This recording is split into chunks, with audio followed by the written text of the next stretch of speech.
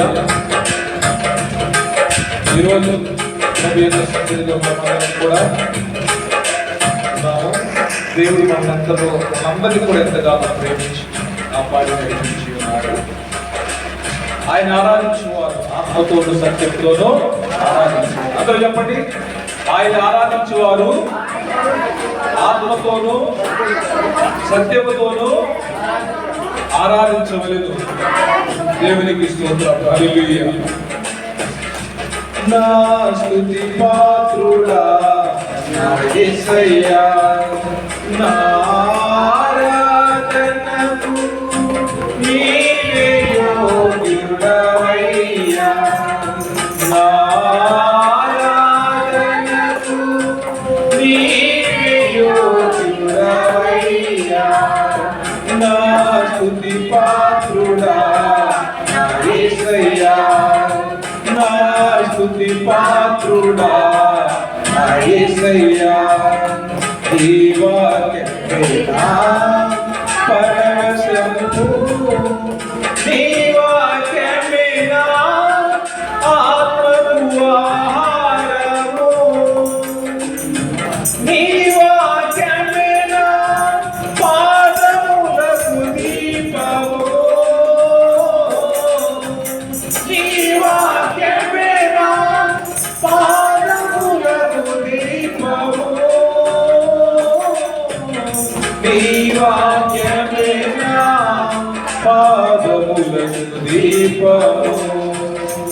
నా స్తుతి పాత్రుడా నా యేసయ్యా, నా ఆరాధనకు నీవే యోగ్యుడవయ్యా.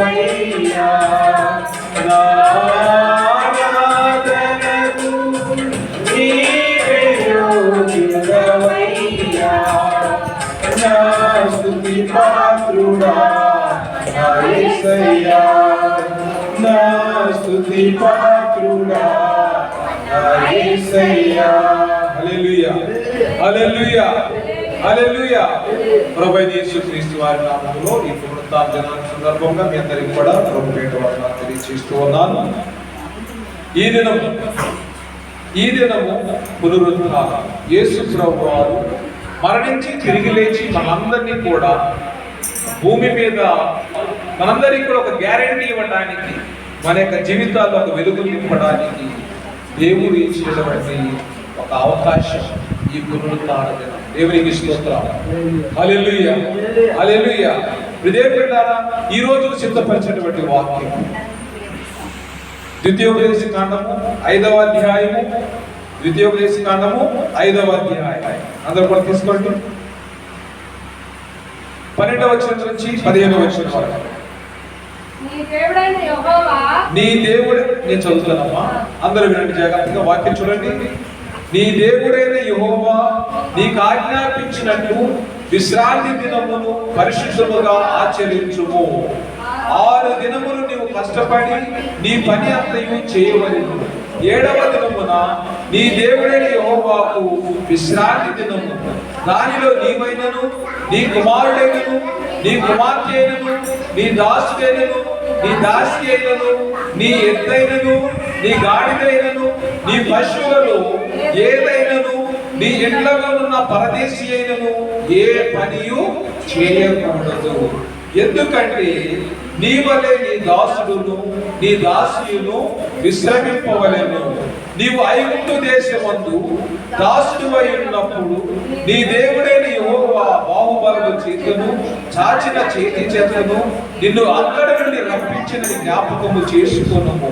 అందుచేతను విశ్రాంతి దినము ఆచరింపవలెనని నీ దేవుడైన యెహోవా నీకు ఆజ్ఞాపించెను. హల్లెలూయా, హల్లెలూయా, హల్లెలూయా.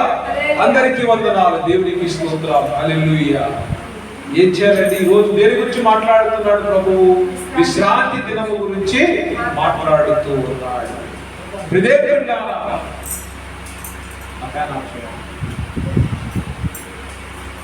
దేవునికి స్తోత్రం. నీ దేవుడైన యెహోవా నీకు ఆజ్ఞాపించినట్టు విశ్రాంతి దినమును పరిశుద్ధముగా ఆచరించాలి. ఎలా ఆచరించాలి? ఎలా ఆచరించాలి? విశ్రాంతి దినాన్ని పరిశుద్ధముగా ఆచరించాలి. దేవుని బిడ్డలారా, యూదులు శనివారాన్ని విశ్రాంతి దినముగా పాటిస్తూ ఉన్నారు. క్రైస్తవులు ఆదివారమును విశ్రాంతి దినముగా పాటిస్తూ ఉన్నారు. విశ్రాంతి దినము ఒరిజినల్ గా శనివారమే.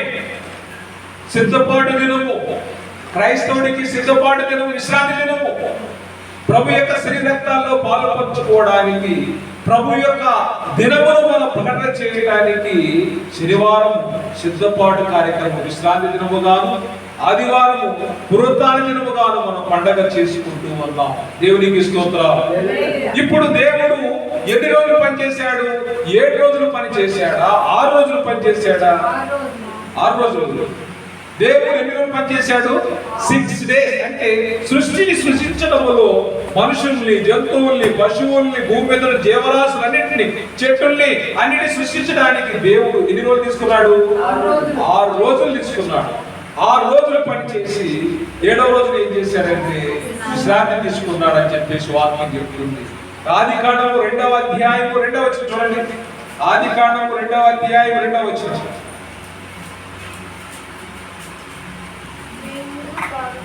దేవుడు తాను చేసిన తన దేవుడు పని 7వ దినములోగా దేవుడు తాను చేసిన పని 7వ దినములోగా సంపూర్తి చేసి తాను చేసిన తన పని అంతటి నుండి 7వ దినమున విశ్రమించెను.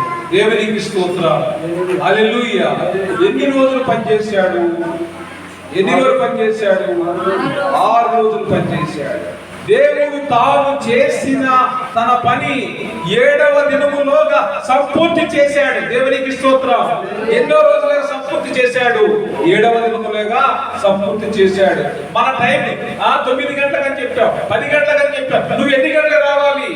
ఏ సమయంలో దేవుని సన్నిధిలో ఉండాలి అంటే ఆయన 7వ దినములోగా, అంటే 7వ దినము రాక మునిపే తన పనిని పూర్తి చేశాడు. నువ్వు 10 గంటలకు చర్చ అంటే ఎన్ని గంటలకి రావాలి? ఒకసారి ఆలోచించుకో. దేవుడు సృష్టికర్త అయిన దేవుడు అంటే 7వ దినములోగా తన పని ముగిస్తే నువ్వు 10:30కు రావాలంటే నువ్వు ఎన్ని గంటలు రావాలి? 10:15కి, 10 గంటలకే దేవుని మందిరంలో ఉండాలి. ఒక 15 నిమిషాలు దేవుడితో గడుపు, ఏకాంతంగా గడుపు. నష్టమేంటి? నష్టమేమన్నదా? నష్టమేమీ లేదు. దేవుడితో మనం సమయం గడపడానికి పునరుత్థాన దినము దేవుడి చేసిన మంచి అవకాశం ఉంది. దేవుడి స్తోత్రం. ఇదే వర్కింగ్ డే అయితే నువ్వు దేవుడితో గడపడానికి సమయం లేదు. ఇది మండే అనుకోండి, సోమవారం అయితే పనికి వెళ్తాను, నేను డ్యూటీకి వెళ్తాను. దేవుడు నాకు గుర్తున్నాడు. దేవుడి దగ్గరికి వెళ్ళాలన్నా కానీ నాకు డ్యూటీ ముఖ్యం. ఎందుకని? డ్యూటీకి వెళ్ళకపోతే బ్రతుకు తెరువు లేదు. కాబట్టి 6 రోజులు పనిచేసి ఆయన 7వ దినములోగా తను చేయాల్సిన పని అంతా కూడా పూర్తి చేసుకున్నాడు. నేను చెప్తున్నాను my dear sisters and brothers, ఇది ఒక దేవుడు ఇస్తున్నటువంటి వార్నింగ్ అనుకోండి. మీరు ఆదివారం పూట నువ్వు ఏ పని పెట్టుకున్నా కానీ అది పూర్తి కాదు. నువ్వు బట్టలు బకెట్లో నానబెట్టుకో, ఏమవుద్ది? ఆ బకెట్లో బట్టలు అయిపోయేసరికి కొన్ని బట్టలు కనబడతాయి. మళ్ళీ వాటిని తీసుకొచ్చి ఏం చేస్తావు? మళ్ళీ ఏం చేస్తావు? మళ్ళీ ఏం చేస్తావు నువ్వు? మళ్ళీ మళ్ళీ అయిన తర్వాత నీకు అంట్లు కనపడతావు. వాటిని ఏం చేస్తావు? మళ్ళీ ఎవరైనా తీళ్ళు బాగోదని వాటికి మళ్ళీ ఇంటికి తడిపెడతావు. ఈ విధంగా ఏమవుతుంది? దేవుని యొక్క సమయం నువ్వు 10 గంటలకు వెళ్ళాలనుకున్నావు, 11 అయిపోతుంది. జస్ట్ లాస్ట్ మినిట్లో నువ్వు రీచ్ అవుతావు. అంటే negligence of the God's time. దేవుని యొక్క సమయాన్ని మనం నిర్లక్ష్యం చేస్తూ ఉన్నాం. డ్యూటీకి వెళ్ళాలంటే నువ్వు 9 గంటల స్కూల్కి వెళ్ళాలంటే 9:30కి వెళ్తావా? 10:30కి వెళ్తావా? 8 నాకు 9 గంటలు స్టార్ట్ అవుతుంది. నేను ఉండాల్సిన 8 గంటలు తెలుసా? 8:45 కల్లా 90 అయిపోతే నాకు లేట్ మార్క్ పడతాడు. శాలరీలో 25% కట్ అవుతాయి. ఆ రోజు శాలరీలో 25% కట్ అవుతాయి. దానికోసం ఏం చేస్తారు? ముందు ఎవరు ఉన్నారని చూసుకోకుండా యుద్ధానికి ఏ విధంగా ఆ విధంగా బండి మీద పిల్లలు తీసుకు వెళ్ళిపోతారు.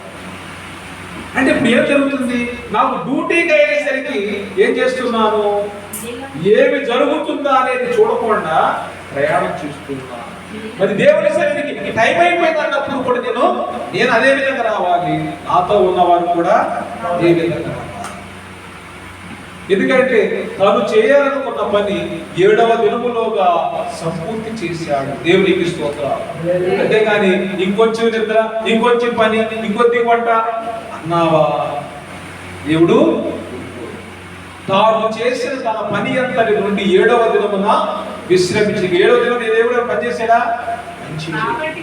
దేవుడు ఏమీ ఇంకా పని చేయలేదు, ముగించేసాడంటే సంపూర్తి చేశాడు. నువ్వు పనికి వెళ్తా 6 రోజులు పని చేసి 7 రోజులు పని ఉంటుంది, ఖచ్చితంగా ఉంటుంది. మనమందరం టైంకి వస్తే మన పని చేసుకోవడానికి కావలసినంత సమయం ఉండదండి, కావలసినంత సమయం ఉండదు. ఎందుకు ఈ మాట చెప్తున్నానంటే టైం మేనేజ్మెంట్ అనేది చాలా ఇంపార్టెంట్. దేవుడు మనకి ఇచ్చిన సమయం ప్రకారం మన దేవునికి ఇవ్వాల్సిన సమయం, దేవుడికి అందరం ఒకే టైంకి వచ్చామని ఒకే టైం ముగించుకుంటాం. అంటే దేవుడికి ఇవ్వాల్సిన సమయం మనం ఎప్పుడు కూడా అడ్వాన్స్ గా ఉండాలి. ఆర్థికంగా మనం ఆయనకి ఏమి ఇచ్చి మనం సాటిస్ఫై చేయాలి. దేవుడు కోట్లు ఇచ్చి ఆయన దేవుడిని సంతృప్తి పరచడం.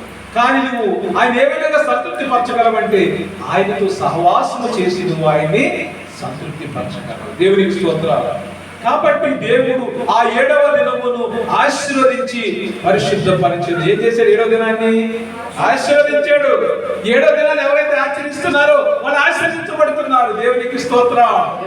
దాన్ని దేవుడు పరిశుద్ధపరిచాడు, ఆ దినాన్ని ప్రత్యేకించాడు, దాన్ని పరిశుద్ధపరిచాడు, ఆశీర్వదించాడు ఆ దినాన్ని. ఎలాగనగా దానిలో దేవుడు తాను చేసినట్టు సృజించినట్టు తన పని అంతటి నుండి విశ్రమించాడు. నా ప్రియ సహోదరి సహోదరుడా, నువ్వు ఎప్పుడైతే ఈ యొక్క 7వ దినాన్ని ఆచరిస్తావో, 7వ దినము క్రైస్తవుడికి ఏ దినము? ఆశీర్వదించబడినటువంటి దినము. దేవునికి స్తోత్రం. దేవుడు పరిశుద్ధపరిచినటువంటి దినము ఇది. కాబట్టి ఈ రోజున మనం 7వ దినాన్ని పరిశుద్ధపరచాలి. చూడండి, నిర్గమకాండం 16వ అధ్యాయం 23వ అధ్యాయం చూద్దాం. ముందు 16వ అధ్యాయం చూద్దాం. నిర్గమకాండం 23వ అధ్యాయం 12వ వచనం. నిర్గమకాండం 23వ అధ్యాయం 12వ వచనం. 6 దినములు నీ పనులు చేసి నీ ఎద్దును నీ గాడిదయు నీ దాసి కుమారులను పరదేశియు విశ్రమించినట్లు 7వ దినమున ఓరకై ఉండవలెను. దేవునికి స్తోత్రం. హల్లెలూయా. నేను మీతో చెప్పిన వాటన్నిటి నుండి జాగ్రత్తగా గైకొనవలెను. వేరొక దేవుని పేరు ఉచ్చరింపకూడదు, అది నోట నుండి రానియతగదు. ఇవన్నీ కూడా చెప్పాడు.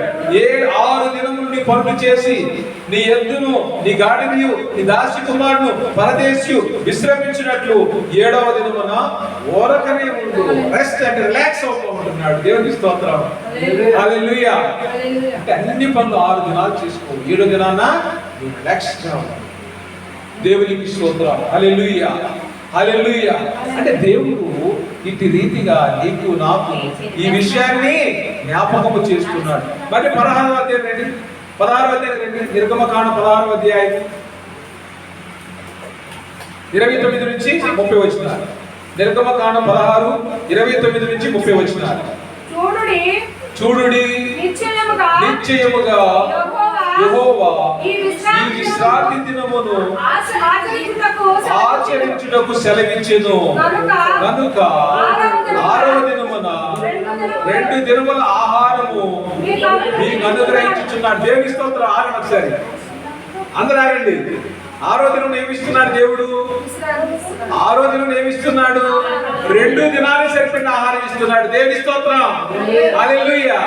అంటే నువ్వు 6 రోజులు పని చేస్తే 7వ రోజు సరిపడిన ఆహారం ఇస్తాడు ఎవడా దేవుడు? ఇశ్రాయేలు ప్రజలంట. అంటే 7వ రోజు సాబత్ కాబట్టి విశ్రాంతి దినం కాబట్టి 7వ దినానికి సరిపడిన ఆహారాన్ని కూడా 6వ దినాన్ని ఇచ్చాడు. కానీ మిగిలిన 5 రోజులు ఏం చేశాడు తెలుసా దేవుడు? వాళ్ళు కనుక 2వ రోజుకి ఆహారం కూర్చుకుంటే అది కుళ్ళిపోయేలా చేశాడు. ఏ రోజుకి ఎంత మన్నా ఆహారం కావాలి అంతే తీసుకోరు వాళ్ళు. ఏ మాత్రం ఎక్స్ట్రా తీసుకున్నారో అది పాడైపోతుంది. అయితే ఆ 6వ దినాలు మాత్రం అవకాశం ఇచ్చాడు. ఏంటి? 7వ దినాన వాళ్ళు కష్టపడకుండా 7వ దినానికి 6వ దినాన్ని తీసుకున్న ఆహారం 7వ దినాన చెడిపోకుండా పాడవకుండా దేవుడు ఆహారాన్ని ఆశీర్వదించాడు. దేవునికి స్తోత్రం. అంటే ఇక్కడ మనం 6 రోజులు పని చేస్తే 7వ రోజుకి ఆహారం ఇస్తాడే ఇక్కడ దేవుడు. ఇస్తారా కూడా ఇస్తారా? అందరూ కూడా ప్రైజ్ లార్డ్ చెప్పండి. ప్రైజ్ లార్డ్, హల్లెలూయా. 6 రోజులు నువ్వు పనిచేస్తే 7వ రోజు డెఫినెట్ గా నీకు ఇస్తారండి. డెఫినెట్ గా నీకు ఏమాత్రం సందేహం లేదు. అక్కడ మళ్ళీ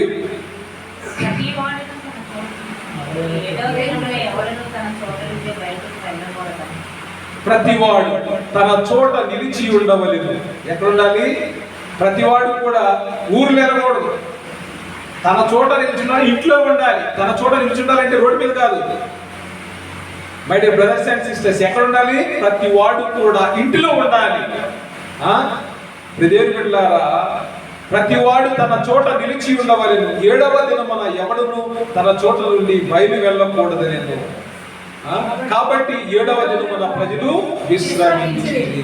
ఇజ్రాయేల్ దానికి మన్నాను పేరు పెట్టింది. దేనికి?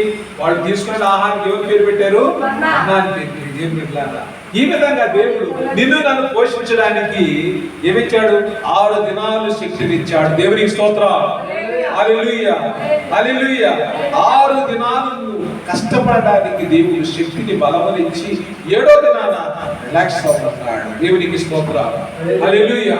నా ప్రియ సహోదరి సహోదరులారా, దేవుడు ఇట్టి రీతిగా మనల్ని ఆశీర్వదించాడంటే ఆయన యొక్క ఉద్దేశములు ఏమిటంటే నువ్వు ఆయనతో సహవాసం చేయాలి. ఆయన ఆరాధించేవారు ఆత్మతో సత్యముతో ఆరాధించాలి.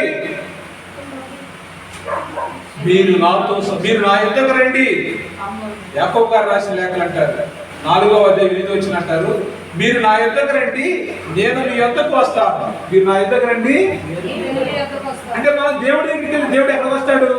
మన దగ్గరికి వస్తున్నాడు. దేవుని స్తోత్రం. యాకోబు రాసిన లేఖ 4:8 వచనం చదవండి ఎవరైనా. యాకోబు గారు రాసిన లేఖ 4:8 వచనం.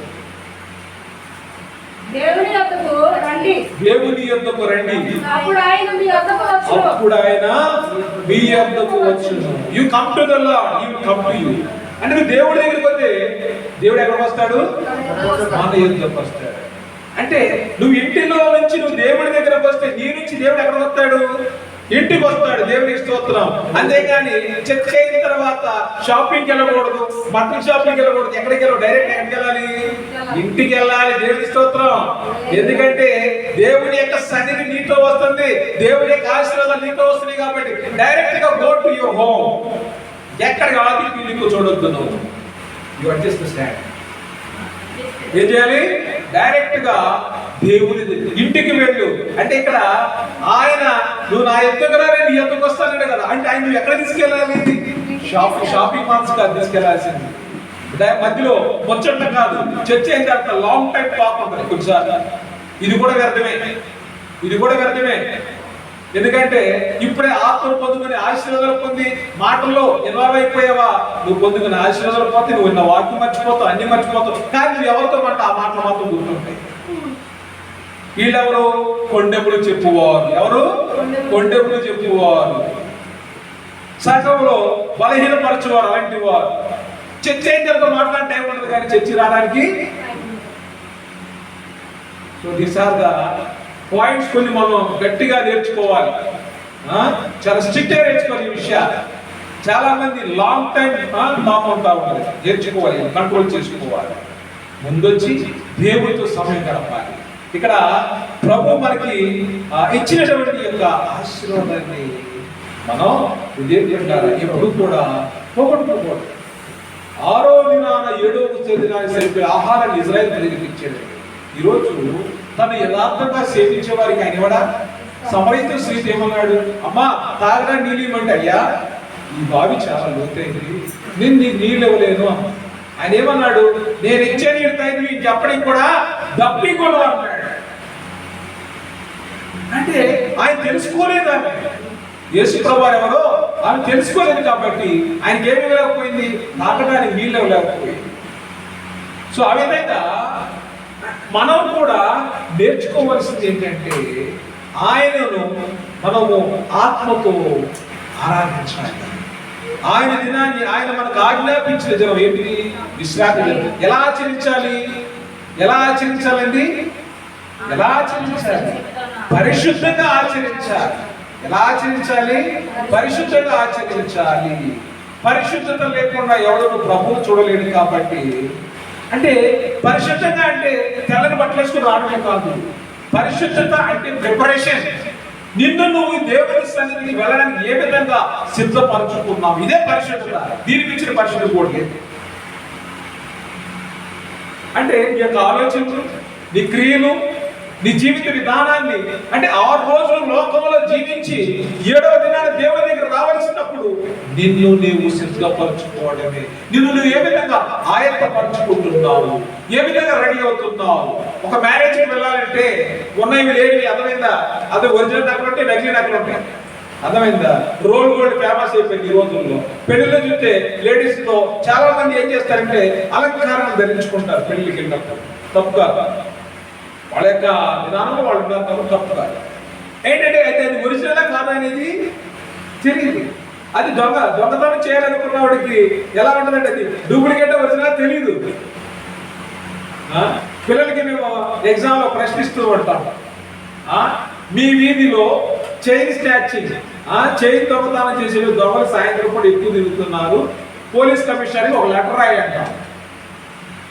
అంటే వాడు రాస్తాడు. ఎలా రాస్తాడు? చాలా ఎక్కువ రాస్తాడు, తెలివిగా రాస్తాడు వాడు. సాయంత్రం అయ్యేసరికి కరెంటు పోయింది. కరెంటు పోతున్నప్పుడు ఒక స్త్రీ ఆ వీధిలో నడుచుకుంటూ వెళ్తుంది, బైక్ మీద ఇద్దరు వచ్చారు, ఆ చైన్, ఆ మెడలో ఉన్న చైన్ లాక్కి వెళ్ళిపోయారు. సో అప్పుడు స్త్రీలు బయట రావాలంటే భయపడుతున్నారు. ఈ విధంగా పోలీస్ కమిషనర్ గారికి లెటర్ రాస్తారు. కొన్నిసార్లు ఈ స్త్రీ చేసుకున్న చైన్ ఏంటిది రోల్ గోల్డ్ అయింది అనుకోండి, ఆ బాధపడద్దా? పోతే పోయింది, కొత్తగా ఊరుకున్నాను అనుకుంటారు. అదే గోల్డ్ పోతే వెంటనే వెళ్ళి కంప్లైంట్ ఇస్తుంది. కాబట్టి అంటే అది మనం ఎంతగా రెడీ అయ్యి ఈ యొక్క ఆపరాలకు ఎంత ప్రాముఖ్యత ఇస్తున్నామో, అదేవిధంగా మనల్ని మనము సిద్ధపరచుకోవడానికి కూడా అదే స్థానం ఇవ్వాలండి. దేవుని బిడ్డ అంటే give your time to prepare your self to come to the lord. అంటే దేవుని సన్నిధి రావడానికి నీకు నువ్వే సమయాన్ని కల్పించుకోవాలి. అంతేగాని డైరెక్ట్ గా అన్ని వండుకొని చర్చకు వచ్చేసామనుకోండి, కుదరదు. నేర్చుకోవాల్సిందే. ఏం నేర్చుకోవాలి? ఇది చర్చకు వచ్చే ముందు మనం ప్రార్థన చేసుకుని, ప్రభా నీ సన్నిధికి వెళ్తున్నాను, ఈ వారంలో మరి నీకు వ్యతిరేకంగా నేను జీవిస్తే నన్ను క్షమించు ప్రభా అని ప్రార్థన చేసుకోవడం రావడం వల్ల ఏమవుతుందంటే కొద్ది మనసు కుదిరిపడాలి. మందిరానికి వచ్చినప్పుడు దేవుని వాక్యాన్ని వినగలరు. అంతేగాని డైరెక్ట్ గా మంచం మీద వేసేసి రెడీ వచ్చేసే వరకు ఏమీ అవ్వదు. మాస్టర్ గారు చెప్పిన వాక్యం అంటూ బైబిల్లో ఉన్నది నీకేమీ ఏం చెప్పినాక నీ గురించి చెప్పినట్టే ఉంటుంది. సో అంటే అలాంటి రాంగ్ కన్సెప్షన్, రాంగ్ అండర్స్టాండింగ్ పోవాలంటే సిద్ధపడి దేవుడు మాట్లాడుతున్నప్పుడు, ఇక్కడున్న వాక్యమే దేవుడు మాట్లాడుతున్నప్పుడు మనం నేర్చుకోవాలి. ఆయన మనకు ఏమన్నాడైనా, నేను నీకు ఆజ్ఞాపించినట్లు విశ్రాంతి దినాన్ని పరిశుద్ధంగా ఆచరించాను. 6 దినములు నీ కష్టపడి నీ పని అంతయు చేయమన్నాడు. ద్వితీయోపదేశకాండం 5లో చదువుతున్నాను 13వ వచనం. 6 దినములు నువ్వు కష్టపడి నీ పని అంతయు చేయవలెను అన్నాడు. 7వ దినమున నీ దేవుడైన యెహోవాకు విశ్రాంతి దినం అన్నాడు. దానిలో నీ పశువులైన, నీ దాసైన, నీ కుమారుడైనా ఎవరు కూడా ఏ పని చేయకూడదన్నాడు. ఏ పని చేయకూడదు. ఎందుకు చేయగలడు? యెషయా ప్రవక్త కూడా ఇదే వాక్యాన్ని పరిశుద్ధంగా ఏ విధంగా ఆయన యొక్క దినాన్ని ఆచరించాలో మళ్ళీ మనము యెషయా ప్రవక్త చెప్పాడు. అలాగే మళ్ళీ మనం ఇదే వాక్యాన్ని నిర్గమకాండంలో కూడా చూడవచ్చు. యెషయా గ్రంథం చూడండి. యెషయా గ్రంథం 56వ అధ్యాయం 6వ వచనం. యెషయా 56:6. విశ్రాంతి దినమును అపవిత్రపరచకుండా ఆచరించుచు నా నిబంధనను ఆధారం చేసుకొనుచు యెహోవాకు దాసులై యెహోవా నామమును ప్రేమించుచు ఆయనను పరిచర్య చేయవలెనని ఆయన పక్షమున చేరు అన్యులను నా పరిశుద్ధ పర్వతమునకు తోడుకుని వచ్చేదను. దేవునికి స్తోత్రం. హల్లెలూయా. విశ్రాంతి దినమును అపవిత్రపరచకుండా ఆచరించుచు ఎవరైతే ఉన్నారో వాళ్ళని ఎక్కడ తీసుకుని వస్తానంటున్నాడు? నా పరిశుద్ధ పర్వతానికి తోడుకుని వస్తానంటున్నాడు. మళ్ళీ 58వ అధ్యాయం చూడండి. యెషయా గ్రంథము 58వ అధ్యాయం 11వ వచనం 14వ వచనం. నా విశ్రాంతి దినము నా వ్యాపారము చేయకుండా నాకు ప్రతిష్ఠితమైన దినమని నీవు ఓరకుండిన ఎడల విశ్రాంతి దినము మనోహరమైనదియు యెహోవాకు ప్రతిష్ఠిత దినమనియు ఘనమైనదనియు అనుకొని దాన్ని ఘనముగా ఆచరించిన యెడల నీకు ఇష్టమైన పనులు చేయకయు వ్యాపారము చేయకయు లోకవార్తలు చెప్పుకొనకయు ఉండిన యెడల నీవు యెహోవా యందు ఆనందించెదవు. దేశము యొక్క ఉన్నత స్థలముల మీద నేను నిన్ను ఎక్కించెదను. దేవునికి స్తోత్రం. హల్లెలూయా. ఏమి చేయొద్దన్నాడు? ఆదివారము వ్యాపారం చేయొద్దన్నాడు. ఎందుకు చేయొద్దన్నాడు? ఇది దేవునికి ప్రతిష్ఠించబడినటువంటి దినము, నువ్వు ఓరకనే ఉండమన్నాడు. విశ్రాంతి దినము మనోహరమైనది. ఏ దినం అంటే ఇది? మనోహరమైనటువంటి దినము, యెహోవాకు ప్రతిష్ఠితమైన దినమనియు ఘనమైనదనియు నీకు ఇష్టమైన పనులు చేయకయ్యు. అందరూ ఇష్టమైన పనులు ఏ రోజు వండుతారు? ఆదివారమే వండుతారు. మా పిల్లోడు వారం రోజుల నుంచి చికెన్ అంటాడు, చికెనే తీసుకొస్తారు. ఇప్పుడు ఇది ఏ దినము? దేవునికి మనోహరమైన దినము, ఘనమైన దినము. ఇది దేవునికి మనోహరమైన దినము, ఘనమైన దినము. కాబట్టి ఈ దినాన్ని మనం ఎలా ఆచరించాలంటే పరిశుద్ధంగా ఆచరించాలి. లోక వార్తలు చెప్పుకోకూడదు. నీవు అప్పుడు ఏం చేస్తావంటే ఎక్కడ ఆనందిస్తావు? యెహోవా యందు ఆనందిస్తావు. దేశం యొక్క ఉన్నత స్థలముల మీద నిన్ను దేవుడు కూర్చోబెడుతున్నాడు. నీ తండ్రి అయిన యాకోబు స్వాస్థ్యమును నీ అనుభవంలో ఉంచెదను. యెహోవా సెలవిచ్చిన వాక్కు దేవునికి స్తోత్రం. దేశం యొక్క ఉన్నత స్థలముల మీద నువ్వు ఉండాలి అంటే విశ్రాంతి దినాన్ని పరిశుద్ధపరచాలి. దేవునికి స్తోత్రం. హల్లెలూయా, హల్లెలూయా. దేవుడు ఇంతగా నిన్ను ఎందుకు ప్రోత్సహిస్తున్నాడంటే, ఎందుకు విశ్రాంతి దినాన్ని ఆచరించమంటున్నాడంటే, దేశం యొక్క ఉన్నత స్థలముల మీద నిన్ను కూర్చోబెట్టాలని చెప్పేసి ఆయన ఆశపడుతూ ఉన్నాడు. దేవునికి స్తోత్రం. హల్లెలూయా. ఈ రోజు మరి యేసు ప్రభువారు కూడా, యేసు ప్రభువారు అందరూ అంటారు యేసు ప్రభువారు విశ్రాంతి దినాన్ని స్వస్థపరిచారు కానీ అంటారు. దానికి కూడా కారణం చెప్తున్నాను చూడండి. లూకాసు వార్త 13వ అధ్యాయం. లూకాసు వార్త తీసుకున్నందుకు లూకాసు వార్త 13వ అధ్యాయం.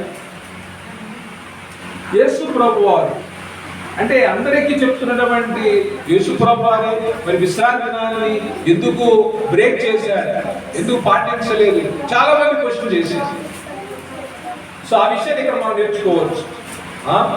లూకాసు వార్త 13వ అధ్యాయము 13వ వచనం గురించి నేను చదువుతున్నాను, జాగ్రత్తగా వినండి. విశ్రాంతి దినమున ఆయన ఒక సమాజ మందిరములో బోధించుచున్నప్పుడు 18 ఏళ్ల నుండి బలహీనపరచు దయ్యము పట్టిన ఒక స్త్రీ అచ్చట నుండేది. ఆమె నడుము వంగిపోయి ఎంత మాత్రమును చక్కగా నిలవబడలేకుండేది.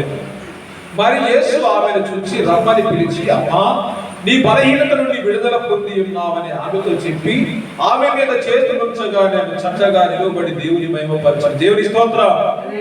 యేసు విశ్రాంతి దినమున స్వస్థపరిచినందున ఆ సమాజ మందిరపు అధికారి కోపముతో మండిపడి జన సమూహమును చూచి పని చేయదగిన 6 దినములు కలవు గనుక ఆ దినములోనే వచ్చి స్వస్థ పొందుడి, విశ్రాంతి దినమందు రావద్దని చెప్పాను. అందుకు ప్రభువు, వేషధారులారా, మీలో ప్రతి వాడును ప్రతి దినమున తన ఎద్దునైనను గాడిదనైనను గాడి యొక్క నుండి విప్పి తోలుకొని పోయి నీళ్లు పెట్టును కదా.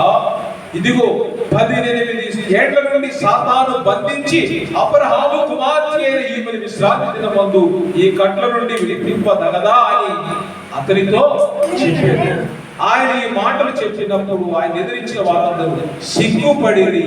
అయితే జన సమూహం అంతయు ఆయన చేసిన ఘనకార్యములన్నిటిని చూచి సంతోషించారు. దేవునికి స్తోత్రం. హల్లెలూయా, హల్లెలూయా. దేవుని బిడ్డలారా, విశ్రాంతి దినమందు రావద్దని మీరు ఎలా చెప్తున్నారు? విశ్రాంతి దినమందు స్వచ్ఛత పొందడానికి రావద్దని మీరు ఎలా చెప్తున్నారు? 18 సంవత్సరాల నుంచి దెయ్యం పడితే ఆమె వంగిపోయి ఎంతో బాధపడింది. ఈ అబ్రహాము కుమార్తెను నేను ఈ దినమున స్వస్థపరచడము మీకేమైనా ఆటంకముగా ఉందా అని యేసు ప్రభువారు అడిగారు. మీ ఎద్దైనా కానీ మీ గాడిదైనా కానీ ఏదైనా గుంట్లో పడిపోతే మీరు దాన్ని బయటకు తీస్తారు కదా విశ్రాంతి దినాన. మీరు తీస్తున్నారు కదా, ఎందుకు మొయ్యలేని కాడికి ప్రజల మీద మోపుతున్నారు మీరని అక్కడున్నటువంటి ప్రధాన యాజకుల్ని అధికారుల్ని ఆయన ప్రశ్నిస్తూ ఉన్నారు. అంటే చెప్పేవాడు పాటించాలి, చెప్పేవాడు పాటించాలి, నేర్పేవాడు ముందుగా నేర్చుకున్నవాడే ఉండాలి, బోధించేవాడు ఆ బోధనలు పాటించేవాడే ఉండాలి. వాక్యం జ్ఞాపకం చేస్తున్నది నా ప్రియ సహోదరి సహోదరులారా. ఇదిగో 18 ఏండ్ల నుండి సాతాను బంధించిన అబ్రహాముకు మాత్రం ఈమెను విశ్రాంతి దినమందు ఈ కట్ల నుండి విడిపిపదగదా అని అడిగాడు. కదా మీ ఎద్దు పొరపాటు వేసుకుంటూ వెళ్ళి బావిలో పడిపోతే విశ్రాంతి దినాన్న మీరు దాన్ని తీస్తారా తీరా? ఎవరు చెప్తున్నారు? అధికారులు చెప్తున్నాడు, ఆయన ప్రధాన యాజకులు చెప్తున్నారు, పరిశీలన చెప్తున్నాడు. వీళ్ళందరూ కూడా ఏంటి? యేసు ప్రభు వారిని విశ్రాంతి, నీకు 6 దినాలు ఉన్నాయి కదా, ఈ 6 దినాల్లో వచ్చి నువ్వు వాళ్ళని స్వస్థపరచవచ్చు కదా, ఎందుకు ఈ 7వ రోజునే నువ్వు స్వస్థపరిచావని ఆయన నిలదీస్తూ ఉన్నాను. మీ సహోదరి సహోదరులారా, ఇది రీతిగా ఆయన్ని శోధించాలనుకున్నాడు. ఎందుకంటే రక్షించడం కోసం ఆయన విశ్రాంతి దినాన్ని బ్రేక్ చేశాడు. ప్రాణం ఇవ్వడం కోసమే ప్రభు వచ్చాడు, కానీ ప్రాణం తీయడానికి ప్రభు భూమి మీదకు రాలేదు. అది ఏ దినమైనా కానీ, ఏ సమయమైనా కానీ ఆయన నీకు ఆ విమోచన దయచేయడానికి, నిన్ను కట్ల నుంచి విడిపించడానికి, నీ బంధకాల నుంచి విడుదల దయచేయడానికి యేసు ప్రభు వారు భూమి మీదకి వచ్చారు. దేవునికి స్తోత్రం. హల్లెలూయా, హల్లెలూయా. అంటే నువ్వు ఏ శ్రమలో ఉన్నావు, ఏ బాధలో, ఏ బంధకాలలో దాని నుంచి విడిపించడానికే ప్రభు వారు భూమి మీదకి వచ్చి ఉన్నారు. కాబట్టి ఆ బంధకాల నుంచి నువ్వు విడుదల పొందాలని ప్రభు కోరుతూ ఉన్నాడు. ఎందుకంటే నువ్వు మామూలు వ్యక్తిని కాదు నా ప్రియ సహోదరి సహోదరుడారా. ఆయన ఎంతగానో నిన్ను నన్ను మరి బలపరిచి ఆయన రక్తం చేత కొనపడినటువంటి వారు మనమందరం కూడా. ఎఫెసీయులకు రాసిన లేఖ 2వ అధ్యాయం 11-12 వచనాలు. కాబట్టి మునుపు శరీర విషయములో అన్ని జనులైండి శరీరమందు చేతితో చేయబడిన సున్నతి గలవారు అనబడిన వారి చేత సున్నతి లేనివనబడిన వారు మీరు, సున్నతి గలవారు అనబడిన వారి చేత సున్నతి లేని వారు అనబడిన మీరు ఆ కాలమందు ఇశ్రాయేలుతో సహపౌరులు కాక పరదేశులు, వాగ్దాన నిబంధనలు లేని పరజనులు, నిరీక్షణ లేని వారు, లోకమందు దేవుడు లేని వారు ఉండి క్రీస్తుకు దూరస్తులైనట్టు మీరు జ్ఞాపకం చేసుకొని. ఒకప్పుడు వీళ్ళు ఎవరేరండి? ప్రభుకు దూరంగా ఉన్నాడు. ప్రభుకి దూరంగా ఉన్నప్పుడు దేవుడు లేదు, వాళ్ళకి ఇంకేమి లేదు, ఆజ్ఞలు లేదు. ఇప్పుడు దేవుళ్ళకి వచ్చారు కాబట్టి ఏమన్నాడు 11? కాబట్టి మునుపు శరీర విషయంలో అన్ని జనులై ఉన్నారు. మనందరూ కూడా ఒకప్పుడు ఎవరమండి? అన్ని జనులు. ఇప్పుడు ప్రభువుని తెలుసుకున్నాము కాబట్టి ఏం చేయాలి? ఆయనకు దూరం ఉండాలా, దగ్గరగా ఉండాలా? దగ్గరగా ఉండాలని ఆయన కోరుతూ ఉన్నాడు. క్రీస్తు యేసునందు మనలను ఆయనతో కూడా లేపి పరలోకమందు ఆయనతో కూడా కూర్చుండ పెట్టాలని పరమదేవుడు యేసుక్రీస్తు వారిని భూమి మీదకు పంపించి ఉన్నాడు. దేవుని బిడ్డలారా, ఇంకా నేను ఆ స్థితిలోనే ఉంటానంటే మరి రోజున ఇంకెవరు కూడా మనల్ని రక్షించలేరు. అందుకే యేసు ప్రభు వారు నీ యొక్క బంధకాల నుంచి నీ కట్లు విప్పి నీ పాపం నుంచి నీ విడుదల దయచేయడానికి యేసు ప్రభు వారు భూమి మీదకి వచ్చి ఉన్నారు. తీతుకు రాసిన లేఖ 2వ అధ్యాయం 14వ వచనం. ఆయన సమస్తమైన దుర్నీతి నుండి మనల్ని విమోచించి సత్క్రియలందు ఆసక్తి గల ప్రజలను తన కోసము పవిత్రపరచుకొని తన సొత్తుగా చేసుకొనుటకు తన్ను తానే మన కొరకు అర్పించుకొనెను. దేవునికి స్తోత్రం. హల్లెలూయా, హల్లెలూయా. దేవుని బిడ్డలారా, దేవుడు దుర్నీతి నుండి మనల్ని విమోచించి ఉన్నాడు. సత్క్రియలందు ఆసక్తి గల ప్రజలను తన కోసం పవిత్రపరచుకొని తన సొత్తుగా చేసుకొనుటకు తన్ను తానే మన కొరకు అర్పించుకున్నాడు. దేవుని బిడ్డలారా, ఈ రోజున దేవుడు తన స్వరక్తము చేత సంపాదించిన నీ యొక్క ఆత్మను నువ్వు కాచుకోవాలి. ఆయన సన్నిధిలో యోగ్యముగా నువ్వు సమయాన్ని గడపాలి. దేవుడు ఇచ్చిన ఈ సమయాన్ని మనము నిర్లక్ష్యము చేయకూడదు.